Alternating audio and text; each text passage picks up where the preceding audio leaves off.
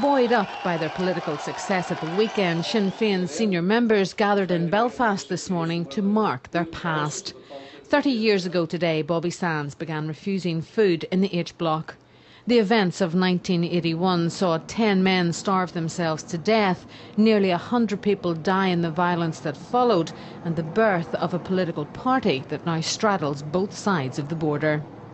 Anti-H Block are now political prisoner.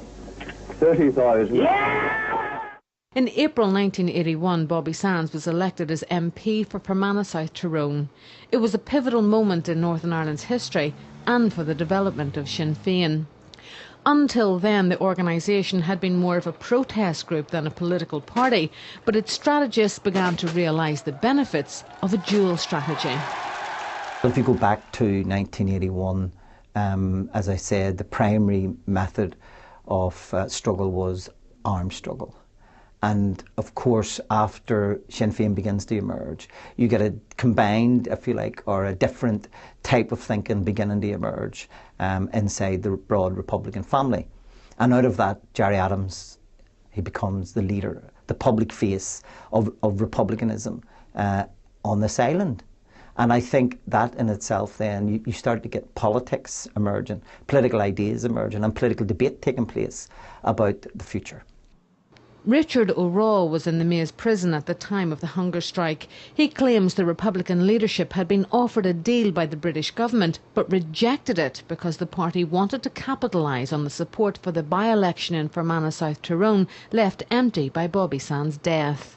In my view, there was a real understanding that no matter how many people died, this hunger strike had to be kept going until the election of Owen Carron on the 20th of August 1981.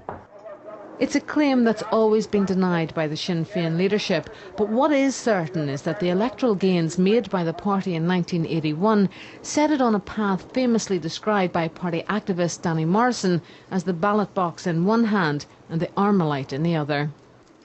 Once you get that emotionalism, it doesn't have to be Ireland, anywhere in the world where you build up political emotionalism behind a cause, where people suddenly realise that dying for freedom means something. We've seen it in Libya, we've seen it in Tunisia in the past few weeks. When you galvanise that sort of support behind a cause, behind a bandwagon, it makes it very much easier to move from the terrorist side of the argument to the political side. And that's, I think, what was key to all of this. That suddenly Sinn Féin, who were never going to get a united Ireland by the IRA alone, suddenly realised at that moment, if you get 150,000 people out for a funeral for someone they hadn't heard of 10 weeks before, you could very possibly get that 100,000 people out to vote for you. I think that was the key to all of this. But Sinn Féin's journey into electoral politics wasn't supported by everyone. When the party finally rejected its policy of abstentionism at its 1986 Ardèche, it resulted in walkouts. But Gerry Adams says he saw it as necessary for the party's development. I think part of the problem for some Republicans, and they're fully entitled to do this if they wish, they made that into a principle, where in fact it was always a tactic. It's not something I give an awful lot of thought to until I became party president. And then when I became party president, I realised if you want to build popular support, you have to be in the marketplace. Today, Sinn Féin is the only party in Ireland that can claim to hold seats in the Stormont Assembly and the Dáil. Its results in the Republic's elections mark something of a comeback after it got a bloody nose in the polls in 2007. Really, it's the last 5 years. It was the shock of not growing in 2007 when Bertie Ahern effectively dished them by populist politics. But they've grown in the last 5 years, and they're now seen as respectable. The men in the Armani suits, no longer the men, with the dual strategy of the Armalite and the ballot box. And in many ways, they're where Fianna Fáil was. Lessons of history are important here. They're where Fianna Fáil was in the 1930s, moving from being a party of revolutionary violence to being a party of kind of constitutional republicanism. The party now faces into elections here in May, undoubtedly galvanised by the weekend's results, and it shirks off criticism that its very presence in the Stormont Assembly copper fastens the union. I think people can see the all-Ireland agenda coming together with, major support for Sinn Féin in the north and growing support for Sinn Féin in the south.